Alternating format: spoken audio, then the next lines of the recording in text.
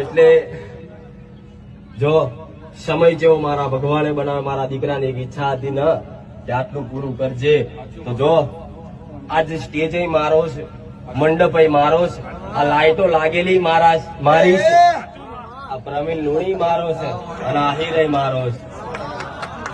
નહીં કોઈને કદાચ આમંત્રણ આલી કે કોઈને બોલાયા, ખાલી હુકમ કર્યો કે હું મેલેડી બોલાવું છું ને હાજર થયા. આવો હરખ છે, આવો ભાવ છે. કલાકાર મારા છે, સ્ટેજ મારો છે, વગાડવા વાળા મારા છે, લાઈટો મારી છે, આ મંડપ મારા છે, આગું બધું મારું છું, મેલેડી આવું છું.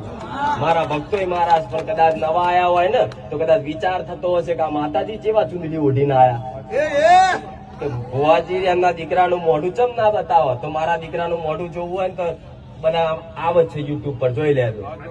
પણ એક વખત પણ મેલડી ને ઓળખવી હોય ને તો ઘેર જઈને ખાલી અહીંથી ડાકોર જઈને આવો, દર્શન કરીને આવો, અને ઘેર જ કદાચ મારા ડાકોર ના ઠાકોર જ કદાચ મારો છેડો પકડાવાના હોય, શી ખબર પડે. ખાલી 2-4 વિડીયો જોઈને મનથી મોનતા રાખજો. ત્રીજે દાડ સપને ના આવું તો ગોડાવું સોલંકી પીઢીની મેલડી મટી જાય.